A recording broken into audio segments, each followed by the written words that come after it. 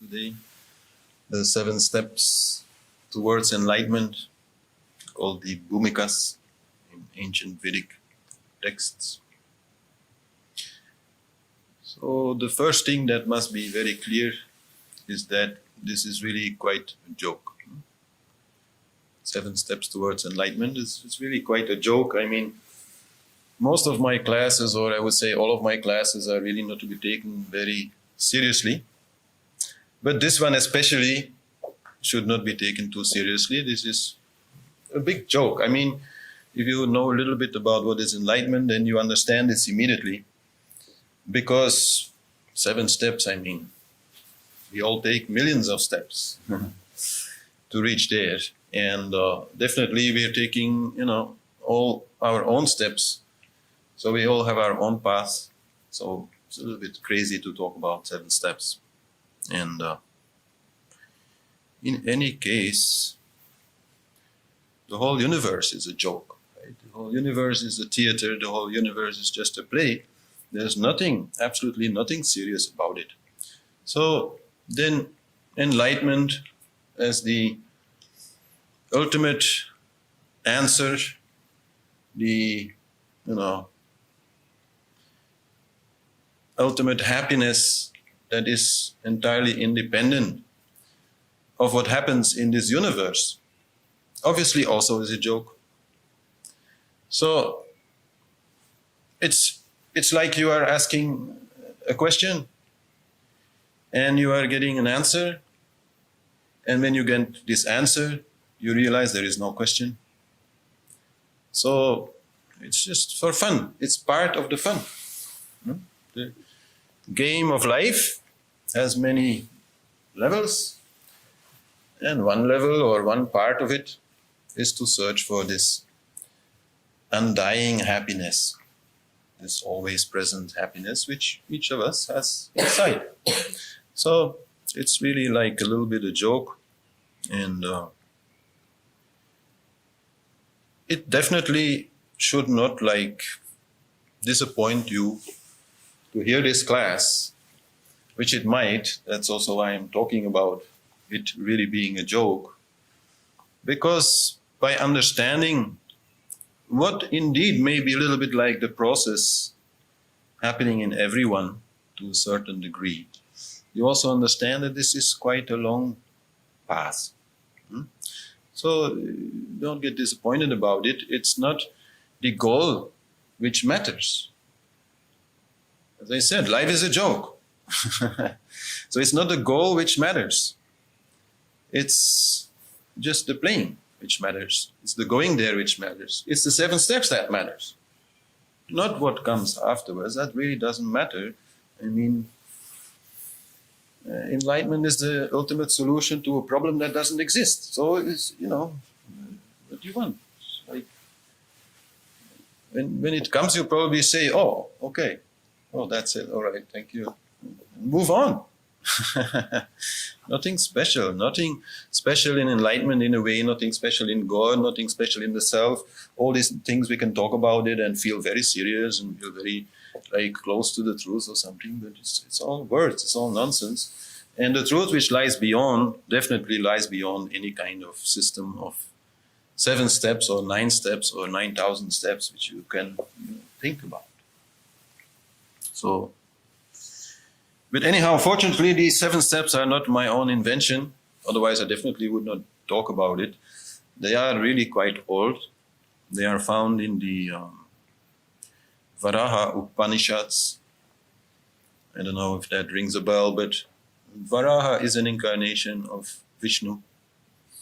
He then incarnated as a boar, like a wild pig, you could say, and saved the world and saved the Vedas, the holy scriptures, and gives a few lectures also to a sage named Brigu. And in this lecture, he is talking about the Bhumikas. So this is an interesting story, and also Ramana Maharishi, which I personally really regard as like the biggest saint, at least I have ever heard about, is talking about it. So it's an interesting subject. It gives you an idea a little bit where you are and what to do, because truly where you are really defines what to do. You cannot say that to reach enlightenment or to do yoga, there is one particular set of rules. That is not possible to say. It depends where you are. So this idea of where you are, you can a little bit see as steps. But see them also as phases which really like overlap a lot. And where as a person you will move from one to the other and backwards and forwards. So it's all not so very straight. So the big question is not, where am I? You know, am I on step number 3 or step number 6? This is really quite another illusion. I think it's safe to say that this stairway to heaven, you know, you could see it as a stairway to heaven. It is there everywhere where you want it to be. Anywhere in the universe, you know, it can be there. And with only 7 steps, yes, you can reach into heaven, no problem. And everybody does it. Everybody goes there once a while, a little higher up, a little lower, maybe. Usually for most people it only lasts like a split second. But anyhow, we are all going there. So this is for everybody. But you can also find that, okay, maybe you are also going on all these steps, but still some of these steps are creating problems, are difficult to master, are difficult to stay in for a long time. As I say, it's not a big deal to be enlightened for a split second. That's very easy. Actually, my opinion is that it happens to most people most of the time without them noticing it. You know, so it's really like a non-issue. But to stay there, that's difficult. So you have to a little bit understand this so that you know a little bit better what to do. And then for the rest, better forget about it, like most things. Better forget about it. Now, the first thing to understand is that going on these stairs is just one option. And in India, also in ancient texts, they say it is one option out of 4. This is again, you know, just to give you an idea. So the desire for liberation, the desire for enlightenment, is just one desire among 4 others or 3 others. One being artha, meaning wealth. So this basically means that you don't have to worry about your bank account or if there's still some food in the fridge. This is like a normal desire anybody can have in this world. Nothing wrong with that, right? Then there is the desire for pleasure, kama. All kinds of pleasures are there. This is why also this world was created. Otherwise, it really has very little use. And then there is also the desire for dharma, which means righteousness, balance, harmony. So this desire also is there, where maybe in the world you are trying to do something good or organize the world around you in a way that you think is nice. So these are the 4 purush arthas, as they are called, the wealths of the self. The desires, you could also say, of the self, but that's a little more difficult because the self is supposed to be without desires. But anyhow, so taking this stair up the yoga ladder, it's just one option. And whenever you feel like doing something else, don't mind. It's okay. You have other desires. Sure, this is true for everybody. And so just whenever you feel that maybe it is time to do some yoga, then also do it, right? It's also a desire which is good to have and which can make your life more agreeable.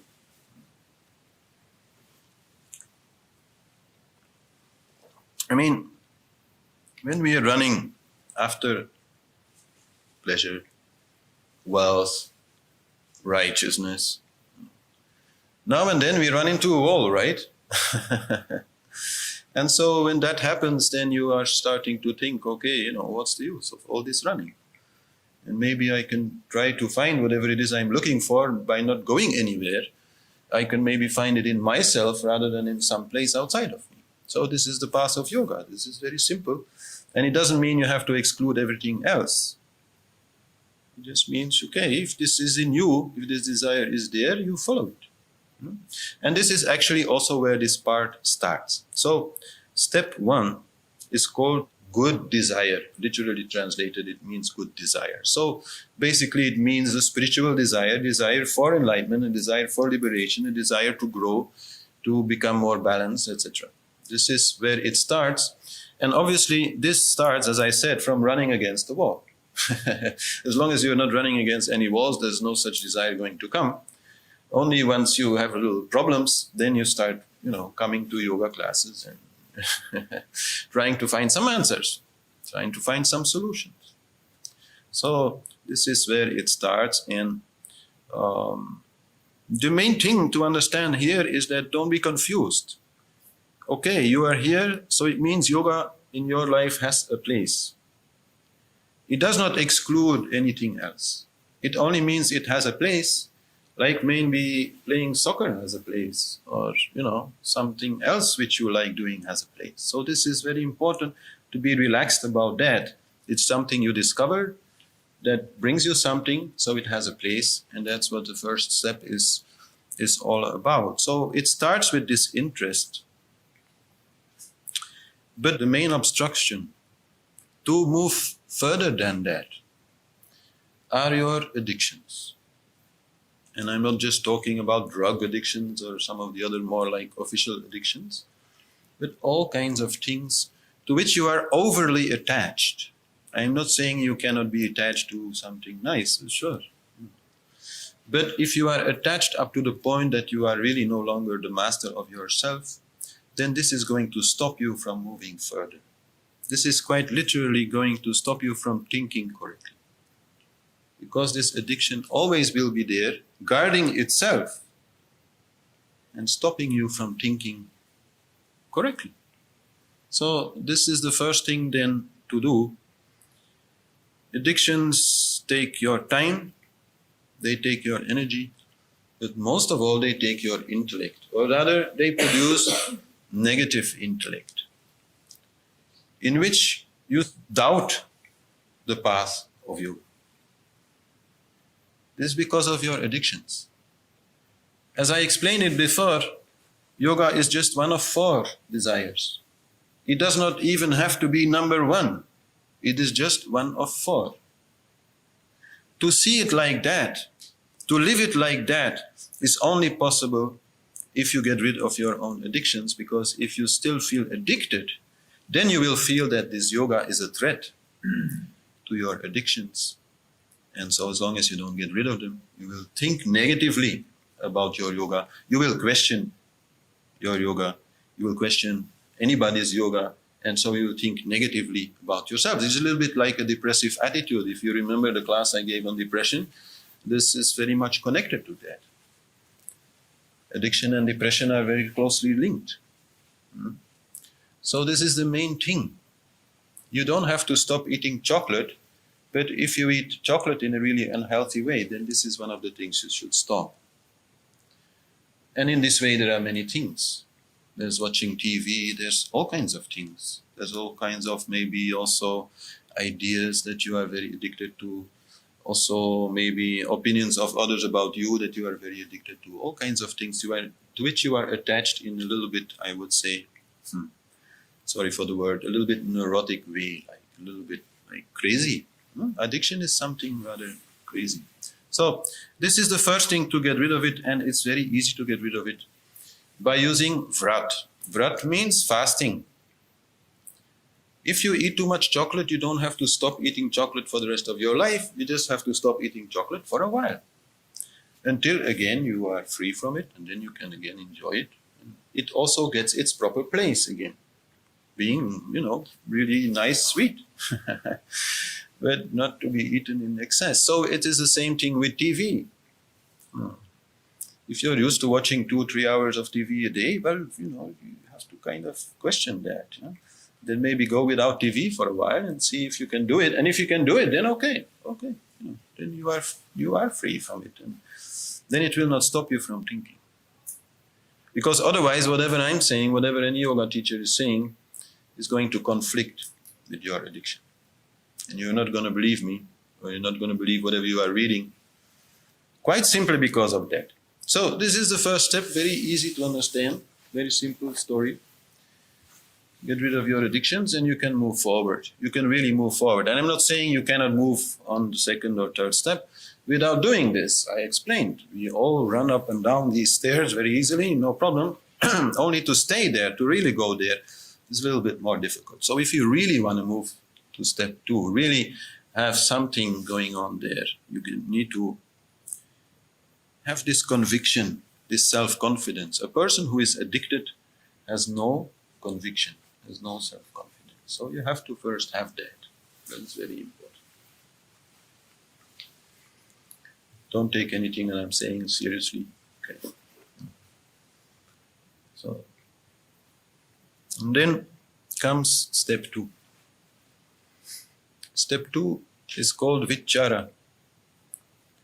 Literally means to focus, but usually it is translated as self-study, self-inquiry.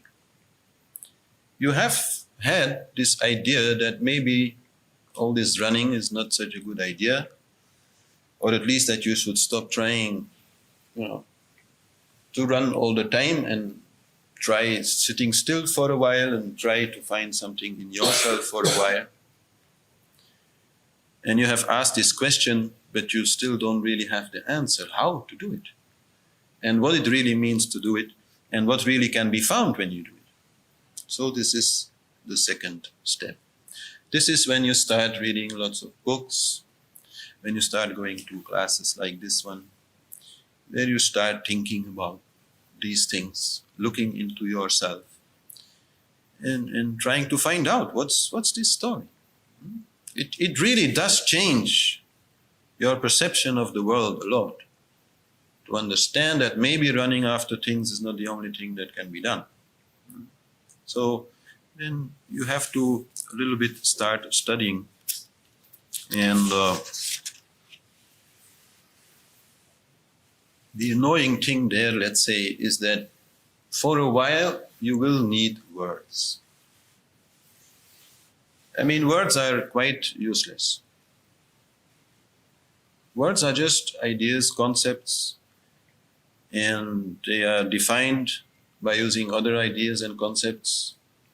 And so in themselves, it doesn't really teach you anything about what we're talking about. If you want to, let's say, understand which is the best way to brush your teeth, then if you read a book and it says, oh, if you move like this, it will do this, and if you move like that, it will do that, and it's a good idea to floss, So then you get some information about that, and you can really learn something. There, the words will really help you. But what it means to not do anything, to stop yourself from doing anything, that you can never learn from a book. But you can get some idea, and the main thing is you can answer the question in such a way that your mind is satisfied with the answer. That's the main use of all these classes and all these talks, that you have been able to ask lots of questions. And by asking questions, you get lots of answers. And to some degree, this satisfies your curiosity. And in that way, you can let go all this questioning, which is the thing that you have to do. Because, if we're talking about stopping doing something, then we're definitely also talking about stop thought. So it means to stop questioning. But in most people, you can say, before they can really do that, they first need to be able to ask a lot of questions, or to hear somebody talk about questions and answers and stories and concepts. And so you have some idea what you are doing.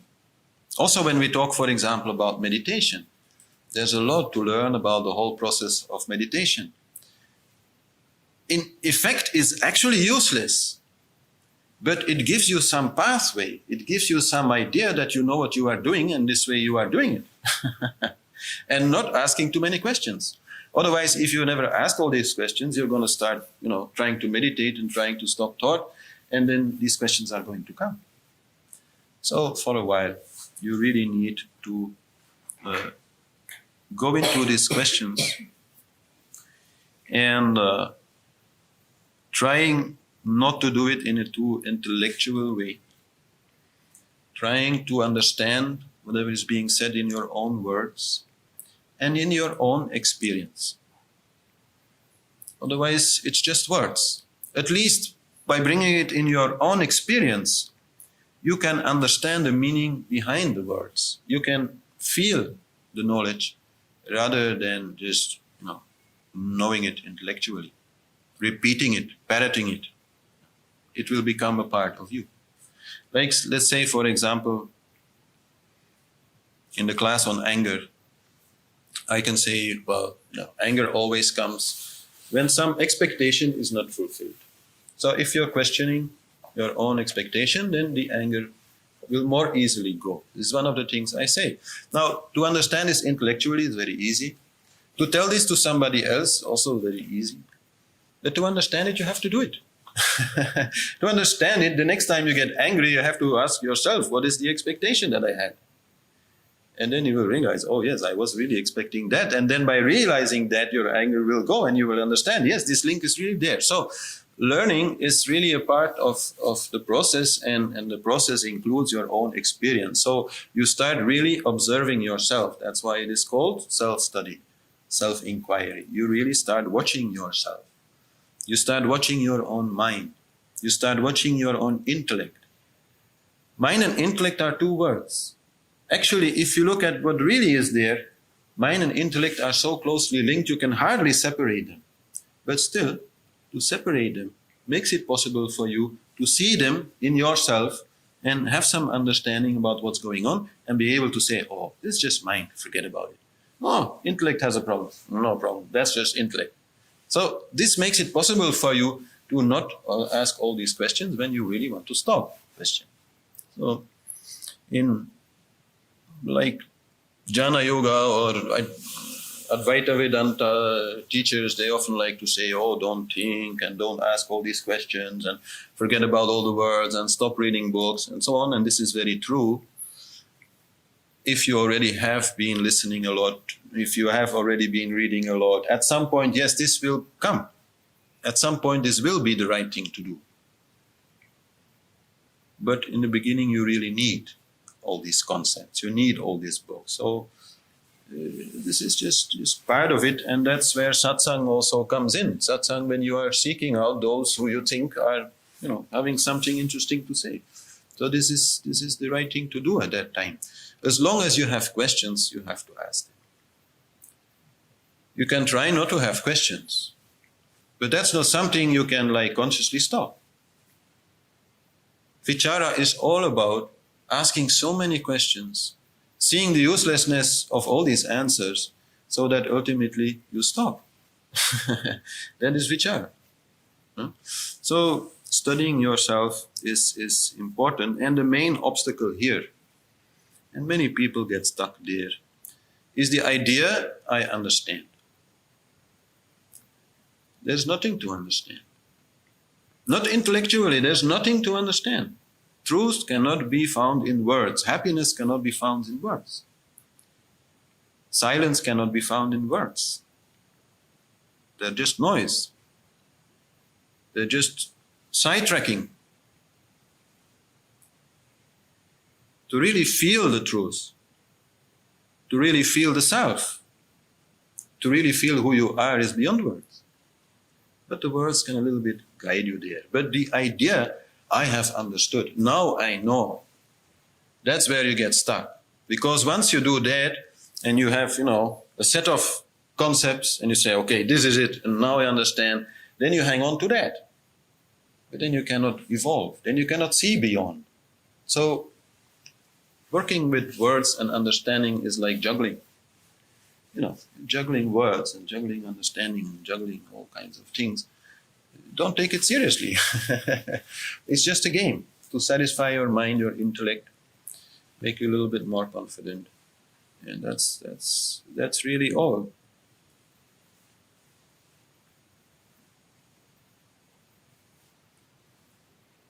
So in the end of that phase, let's say, when you've rounded up that phase, yes, then the questions will go. And you will find maybe before you were reading one book a week, and now you hardly read like one book a year. You don't feel the need. You don't feel like you are going to find anything there. But that's again a phase. I'm not saying the one who is feeling that he's going to find something in books is wrong. No. If you feel that you're going to find something there, please go and look. What you will find will not be what you are looking for. What you will find will be that there really is nothing to find. That there is only to be. That it's not about understanding. That it's only about being. So, and then you can move forward. Trial and error. As long as you think there's still something to be solved by understanding it, you cannot solve anything. But as long as you think like that, then please try. Give it your best shot, It won't work, I can tell you. But what will work is that you will stop asking the question. So, and then when the questions are gone, when the books are dropped, then it's time to walk the talk, as they say. Because by that time you really have already a little idea about what's to be done. And then you have to do it. As long as you are still questioning, you can also already do it, you can do meditation, you could do all sorts of nice things. But as long as this questioning is still there very dominantly, it will not bring you a lot. I'm not saying you shouldn't do it. Sure, you should do it. It will bring you some experience. It will bring you some of that truth beyond the words.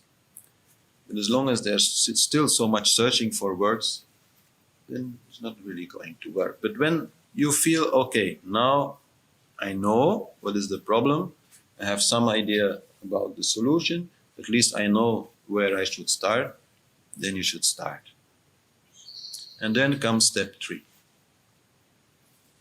So, step 3 is called TANU-MANASI. TANU-MANASI means to thin the mind, to make the mind thin. Basically, it means to learn how to stop thinking. But of course, this is not so easily learned. So here actually we find all stages of Ashtanga Yoga. Actually here we find all that you can do in yoga. All the techniques that are there in yoga are here in stage 3. So you learn to control your body, you learn to control your breathing, you learn to focus your mind, and then you learn to go inside and keep mind quiet. And then you can find the self. And usually, well, let's say there's 2 kind of ways to enter this part. Extreme suffering can be one reason. If you're really feeling so unhappy, you need some solution, and then you can see some people really taking up mantra meditation or some other kind of technique and really going for it completely. It may work. But in most people, it's just like they are playing around with it, doing a little thing here or there. And then there is this beginner's luck, as they call it. This little taste of bliss, this little taste of samadhi, deep meditation, this little taste of enlightenment. And then when this little taste is there, then we want more, and then we become more serious. And then we really start doing some meditation practice. And I'm not saying like once a week. I'm saying like having a practice in a daily way, so that we can learn to master ourselves. which is a requirement in that stage. It is a requirement to really meet the self, meet the truth. We've moved beyond understanding or beyond the trying to understand to the feeling of the truth. And the feeling of the truth is only the self. It's the only answer to all your questions. But to find it, to let it come out, you got to stop this one. Fantastic tool, but at that moment it's like in the way. So enlightenment is not about going anywhere. In that way these steps are useless. I mean, it's not about a place where you can go and then find it. How can you find yourself? By going anywhere. But you do need to step aside. This is the only step that you have to take. You need to step aside. You need to step out of the way so that the real you can come forward. The you who you think you are has to say, okay, I'll step out of the way just for a while, just during the meditation, and then the real self can come forward. And once that is happening, then the desire for more, for longer will be there, and you will more and more grow in that. And that will take a while. But slowly, slowly, you will be mastering what you could say the art of samadhi. Samadhi being the state of meditation in which your ego has temporarily left the scene, and where you can really experience what we all are, and understand the eternal nature of everything, and understand that there is really no problem, and understand all these beautiful things that you've been reading about in step 2.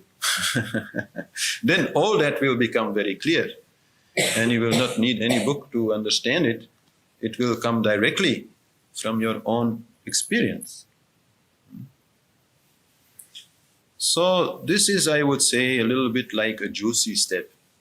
Juicy in the sense of, you got to work. Step 2 is just like a little bit fooling around, But step 3, you really have to work. There's no way around that, I'm sorry. I would like to say that, there's also another way, but there is no way around it. For some people it can go faster, for some people it will go slower. That's about all there is to say about it, but everybody has to pass there. Some practice is needed. And the reason why it's different for some people has to do with what is still in their subconscious mind. In the subconscious mind there may be disturbances, maybe from childhood or past lives or wherever, which make it really hard to let go, which make it really hard to go into deep meditation. And so for them it is more difficult. For others, just doing it for a while, it takes a while anyhow, will bring it about. And as I say, the more you get it, the more you want it, the more you invest in it, and then at some point it becomes very easy. I'm not saying that it's already like this, we're only in step 3, right? But it's easy. If you follow a certain technique that you have mastered, it's easy to again go to the self and recharge yourself there. So this is a little bit the path of Shiva, the path of Vaira, which means detachment. And this is also the main obstruction, to resist the need for detachment in this stage. And I understand. It seems like contrary to our feeling that the world is fantastic and that God is great and we're all enlightened anyhow, and so why should we go through all this trouble? And there really is no problem and the whole class is a joke. So, if then I say the whole class is a joke, but please, meditate for a month, it feels strange, right? But so it is not strange, it is just a temporary need. I can't say how much time will be needed, but some need is there to set aside everything else. Vairag really means setting aside everything else for a while. This is not a philosophy. This is not an idea that the whole world is wrong and going after fun is wrong or anything like that. It's nothing to do with philosophy, it's nothing to do with that. It's just a technique. For a while, you have to forget everything else so that you can find that which really matters most. And, doesn't mean it's the only thing that matters, but to find it is quite useful. So that is the only obstacle. And it's a little bit of ego, of course, also. Like the feeling, I don't need to do that, I can do it just by having a good time. And then, okay, we all make that mistake. So then again, we run around, and then again, we run against the wall. And then again, we say, okay, maybe I should again try. So this is a little bit a process. It will take a while. But you can't escape it. You need some cleaning up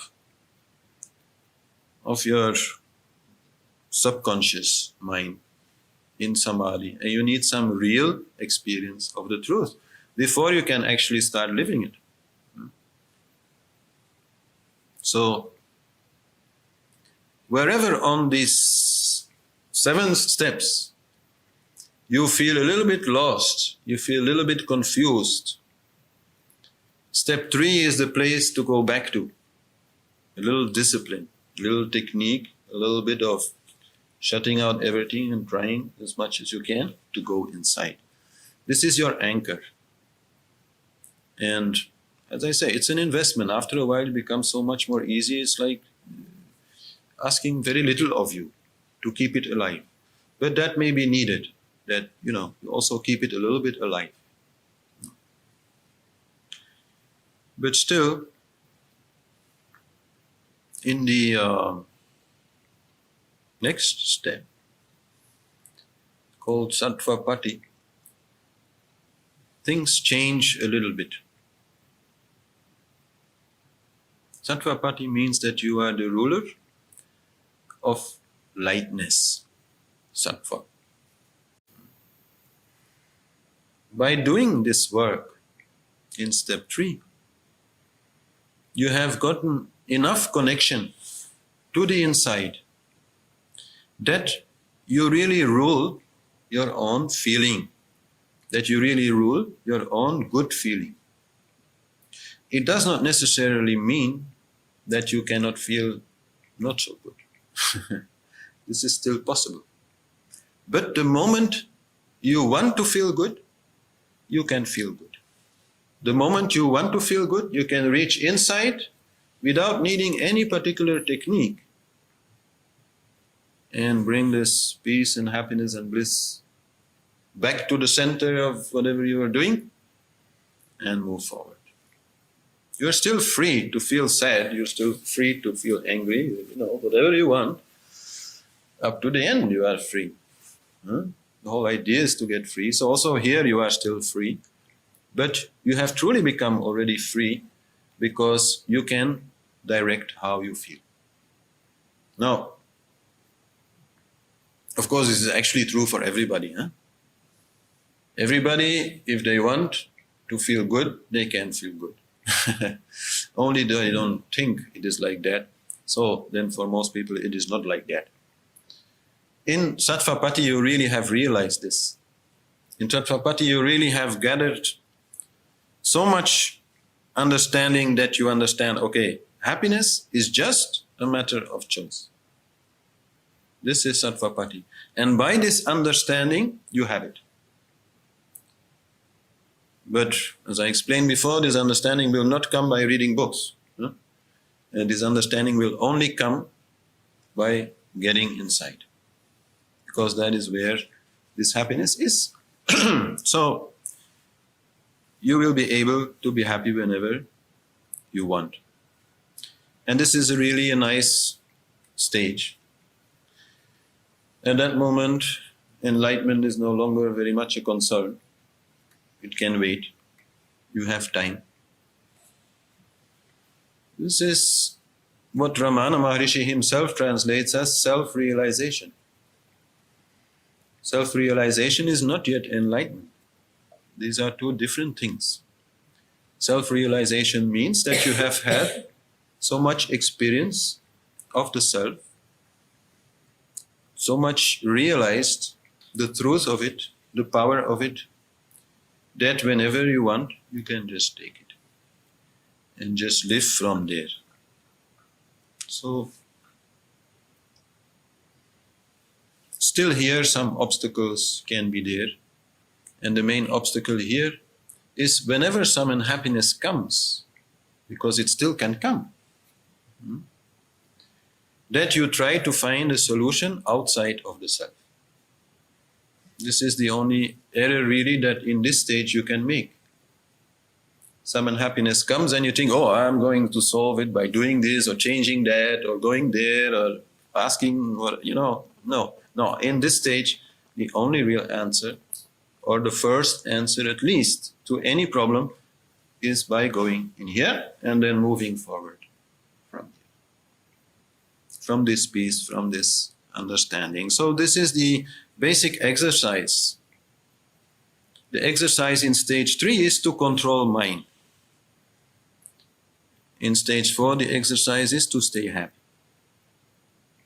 I say this a lot, right? Try to stay happy, whatever happens. But it's not so easy. But there, really, it becomes easy. It's a matter of choice. And if you are not doing it, it's just another ego game. Ego can also just stick to being unhappy. Oh, they did that, I really have the right to be unhappy. No? So that can still be there. But the moment you realize how stupid you are, by doing that, you can take it and go. Which is not so easy for people who don't have this connection so deep. Then whatever has happened can be so overwhelming, so strong that you feel helpless and the only thing you can do is cry or shout or, whatever. Feel unhappy. Of course, in this stage, desire is still there. Actually, till now, you have not really done anything about desire. You've only done something about controlling mind and understanding a little bit the story. The desire is still there. That's also why sometimes you can still be unhappy. Because if you have a desire and you go after it and you think, oh, it's coming, and then it doesn't come, you feel really unhappy, right? That's normal. But so then the idea is to go back to the self. And so when you pursue your desires in this stage, it should happen in Dharma. Meaning, it should never be forceful. It should not create any bad karma. Whenever some opportunity to fulfill a desire comes, okay, you take it. But you are not running after it. You are not trying to force it. You are not trying to grasp it. You are not harming anybody in order to get it and things like that. So the rules there are a little bit different. Let's say that for a couple of years you feel, oh, I'm in stage 3, so I have to be really focused and detached and everything. Okay, then please do that. But then after a while, once you have really mastered this connection to the inside, that game again will change and you will have to allow yourself to play. To play the game. This game is divine. Already in that stage, you very much understand that this play is divine. As long as you are still having a lot of problem with this game, and feeling this whole world is like, very bad and you want to run away from it, then this is different. Then okay, run away from it until you find inside, this peace and happiness. But then you are not only able to again play, you're also supposed to play. You're also supposed to go after your desires because they are Shakti. Shakti and desire are the same word in Sanskrit. Shakti is the goddess, is part of it. You cannot just escape Shakti, She'll get angry. She won't leave you alone. So this is the energy part of the game. When we are going inside, we're trying to find pure consciousness. But once we are there and we start living from there, we understand, what is outside is also just pure energy. And both are one and the same, they are inseparable. With every breath you take both consciousness and energy. So then to also play the game of energy becomes a requirement on the path of yoga. And you have to be willing to suffer for the goddess. You have to be willing to suffer for your desires. You have to really start playing the game. Like a real human being, my teacher used to say.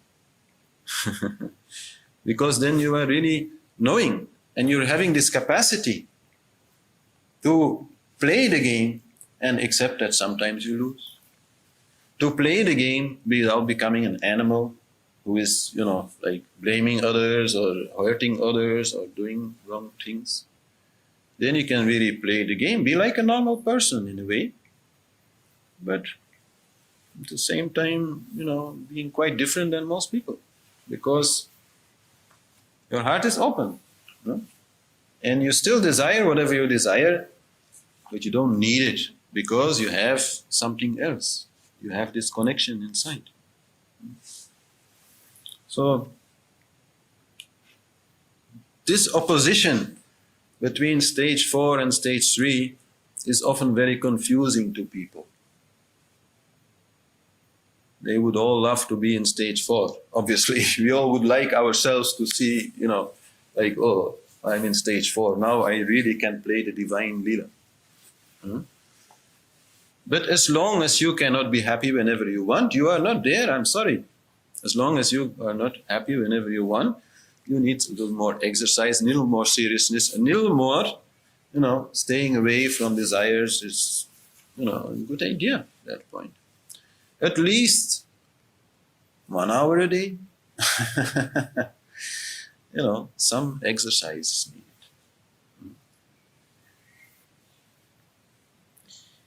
And what also changes here is that while you have your own personal desires from your karma, from your past lives and your past actions, and one day you saw a horse and now you want to learn to ride a horse. Some things like that which are really quite personal.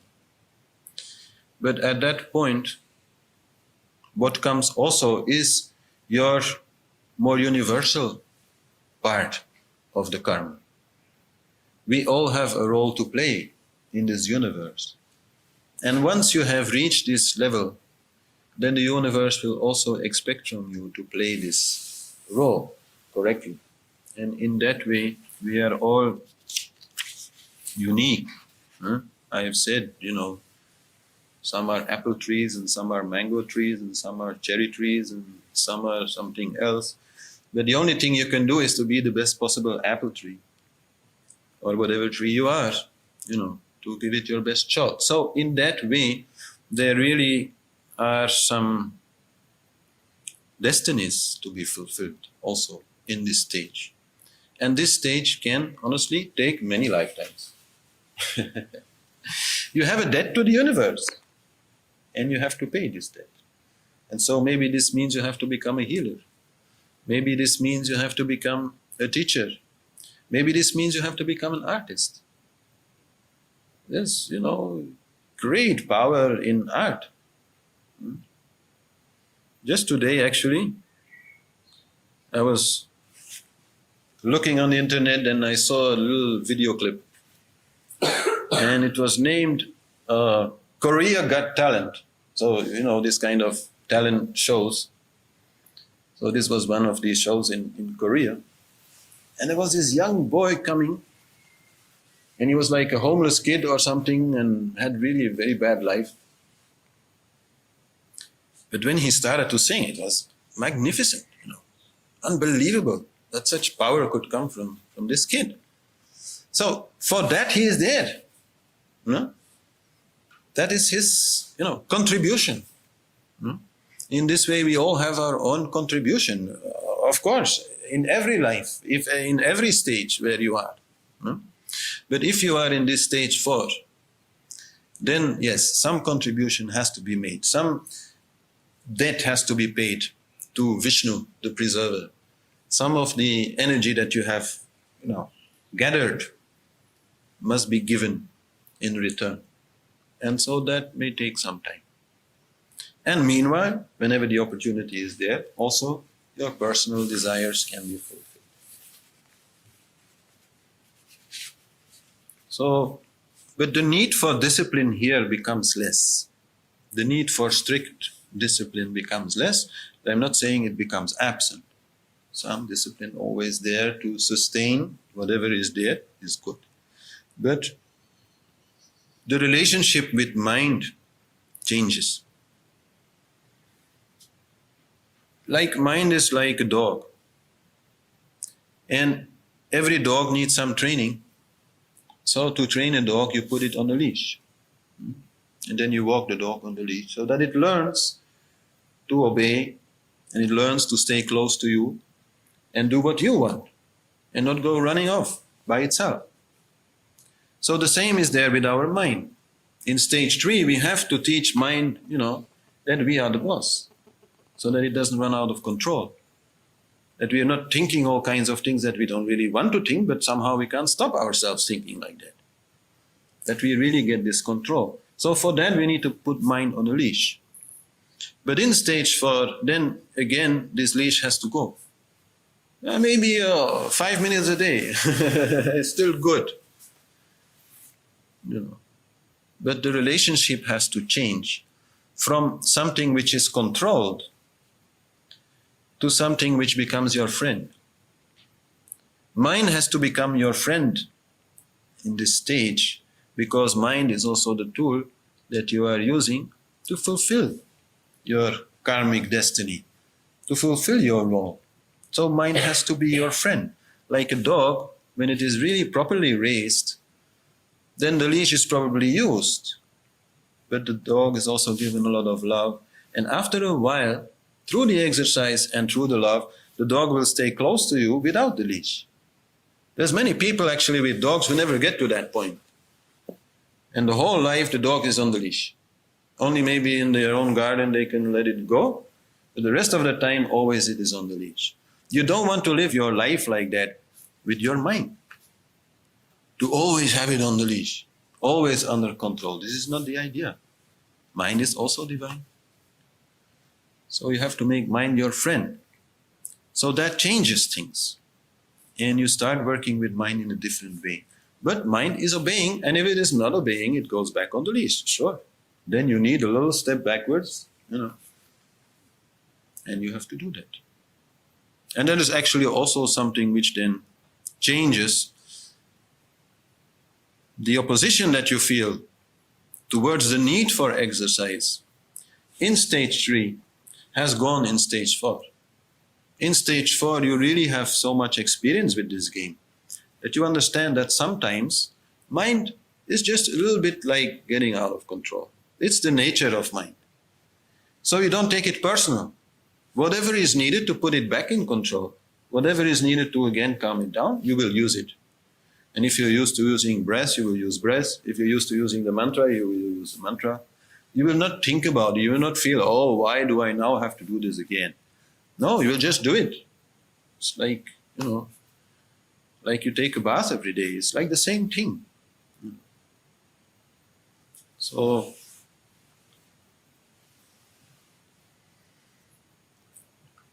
the really best news of today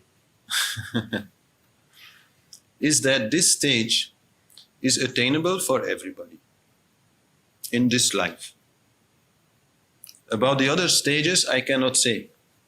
It is not for me to say, but if you look into scripture, then usually they will describe this as needing a little more time, more lives. But attaining stage 4 is really possible. You only need to pass through stage 3. Well, and 2 also, of course, but that's really fun. All this thinking and talking and reading and fantasizing about the truth. But this little effort of stage 3 is required to reach number 4 in any serious way. As I said, everybody sometimes, feels like nothing can happen. Yeah, until maybe something happens. And again it goes. So that's what has to change. And then so it's just a little effort. And really, if you look at all the suffering that people go through in their lives, then doing this little bit of extra suffering to attain that stage is really like very logical. So, but still hard to do, I know. And be, confident in the path and confident in yourself, ultimately you have no choice but to go up. The next stage is called ASAMSHAKTI. ASAMSHAKTI means literally no desire. You can also translate it, and I prefer that translation from Ramana actually, which is non-attachment. Non-attachment is different from detachment. Detachment is forceful. It is something you do. It's an action. You're thinking about ice cream and you say, no, I don't want to think about ice cream. In this stage, you never think about ice cream. You are non-attached. You have no more personal agenda, no more personal desires left. That is all finished. So in this stage, there is no more effort. There's no more obstructions also. It's just a matter of time before you can move to the next step. And for what is this time then needed? To pay your debts, your karmic debts, which are still remaining. So this may be very short for some people. This may take longer time for some people. Maybe 3 lives ago you punched somebody in the face, so something has to be done about that. So in that way, life will present the opportunities to pay back. And since you're not having any attachment, since you're not having any desires of your own, you're not creating any new karmas. You're not creating any new debts. So gradually you are clearing out the last part. This is the kind of person which really moves without personal desire. So generally whatever they do is karma yoga. Whatever they do is service. They just serve others and in that way pay back whatever remains of their debt. So there are no obstacles. There's nothing to do except not doing anything else than that. But they don't. I mean, this is not a stage which you can do. Up to stage 4, there is still doing. There is still trying. There is still, some effort. But once in stage 4, you have arrived at the point where your personal desires are all fulfilled and your connection inside is not only a matter of I can do it, but a matter of, why go anywhere else? Then your desires are gone and then you can move forward. It's not something you can do. You cannot at this moment speed up the process or anything. It's not possible. It's just a natural process. You need some time to clear out your karma, that's all. So in the end of that, you are free of debt. Nothing more remaining in your subconscious mind. That kind of makes you feel that there is still something outside of you that you have to do. That is then finished. You have no more personal desire and you also don't feel like you owe anybody anything. You feel like everything which is your responsibility, you've taken care of it. So then, what's the use of staying focused outside? So then you completely turn inside. And that is the next step, called PADARTHA-BHAVANA. Padartha means the 5 wells or the 5 elements, meaning the whole phenomenal world is just made out of 5 elements. And the bhavana means that you know it. So you know this world. So you are no longer interested in it. So these people then completely turn inside. They are quite helpless. They usually don't take care of themselves very much because they are no longer interested in any of that. They usually need somebody to take care of them. They usually don't talk. There is just maybe action-reaction. Like, why not talk? Why not answer if somebody asks a question? But there's no real desire to do anything. No conscious action. You're just inside, completely focused on the self.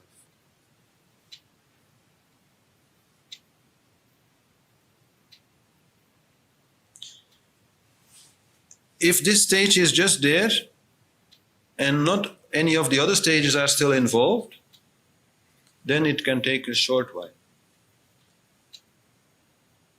And then this turning inside just brings about the last stage or the final goal, which is TURYA, enlightenment, liberation,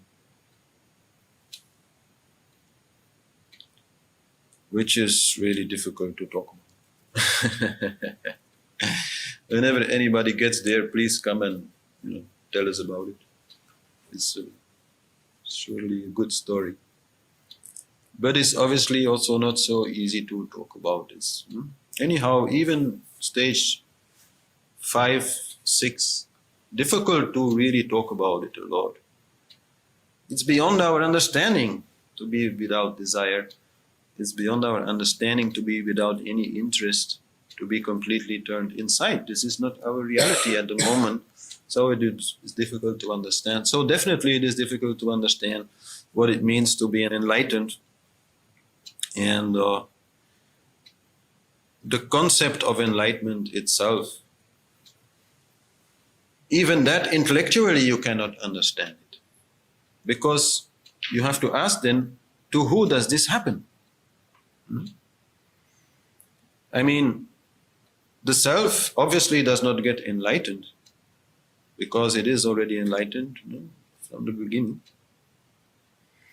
The body is also not getting enlightened, that's just matter.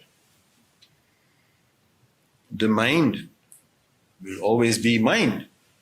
Mind is just like some software, some programming.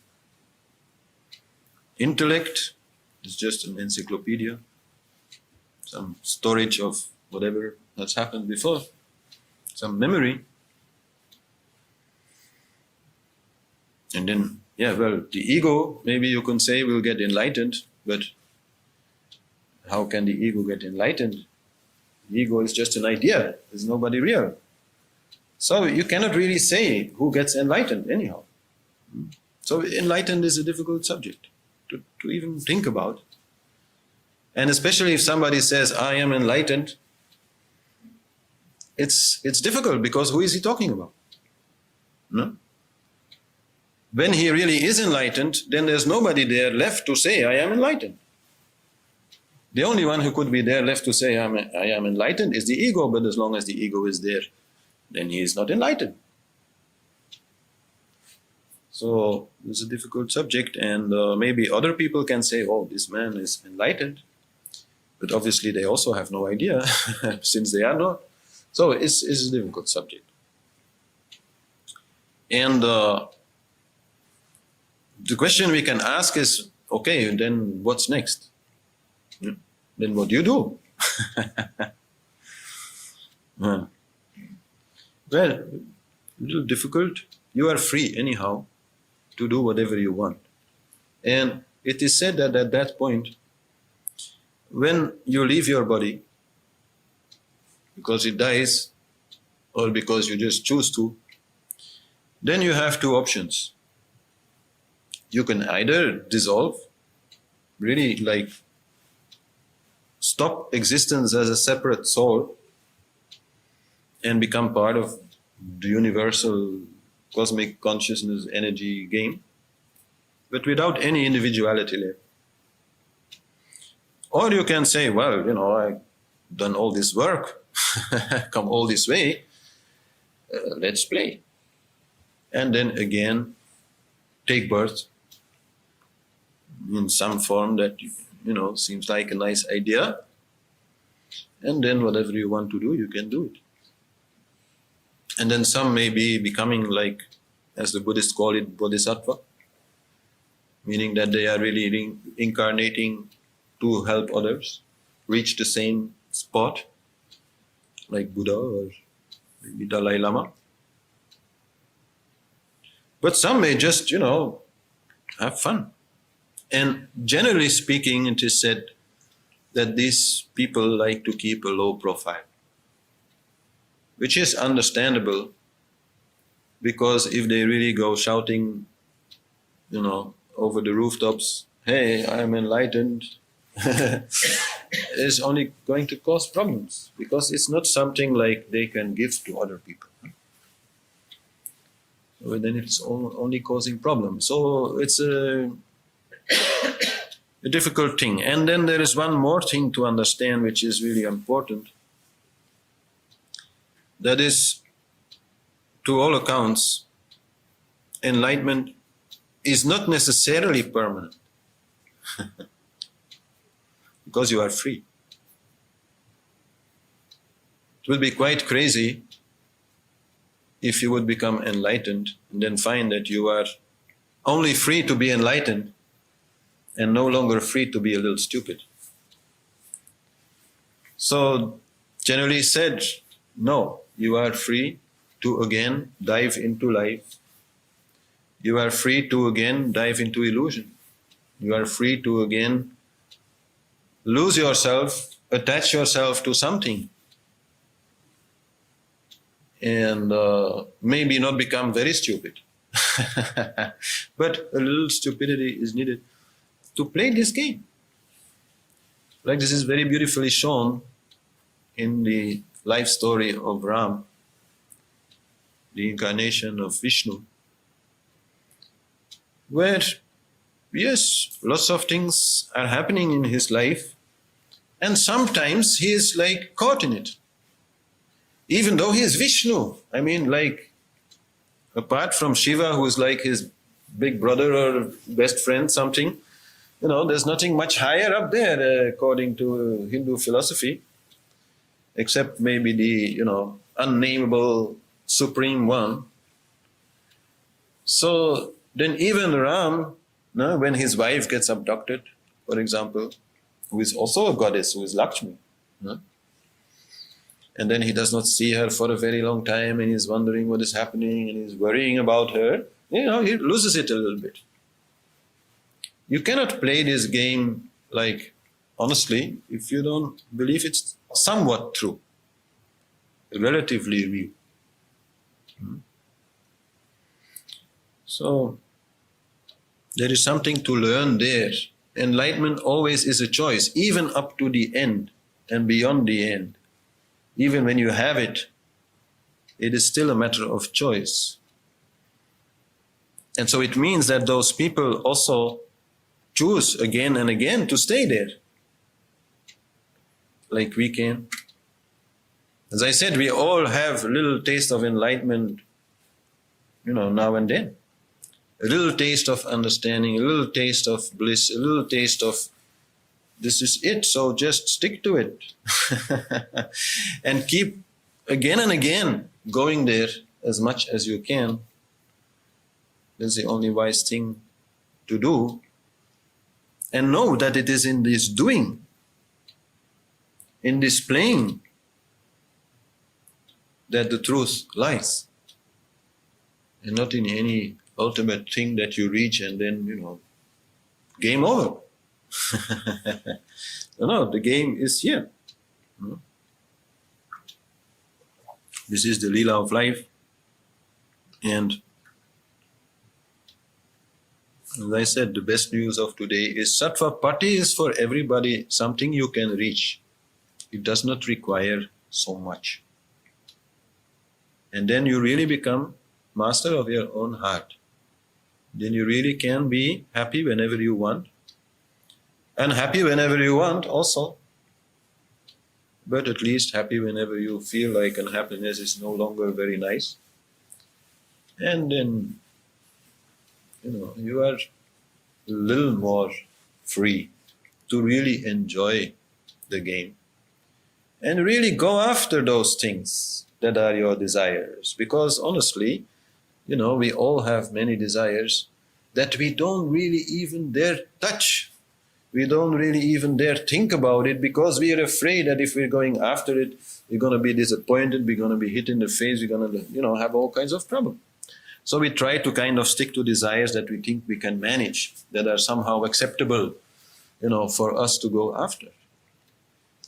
But once you are no longer afraid to get a little bit hurt, you are no longer afraid to a little bit fail, because you know that you can anyhow, again, return here, and from here, everything is fine again, then you can really expand your view. And then you can really do a lot of, nice, crazy things, whatever you want.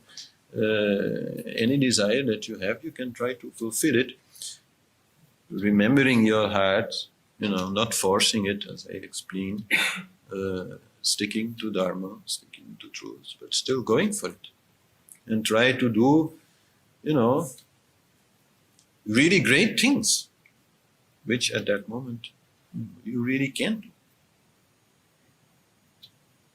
I think it's a very logical growth through these 7 steps. And most people who are involved in yoga, they are in the first 3 steps moving around. Sometimes a little doubting if yoga is useless or useful. Sometimes just trying to understand, okay. Sometimes trying to do it, okay. So, and then there you are. And each has its own importance. As I said, trying to understand is important, and trying to accept that yoga has a place is important, and then trying to do it is really important. And this will come, at some point it will come, don't worry, In ancient tradition,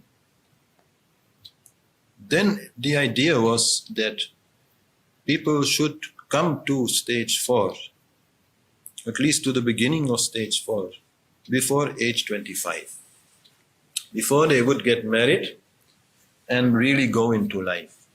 So that already this mastery would be there, this connection to the inside would be there, and they could, live a very nice life, marriage and children and work and all these things, without getting so confused.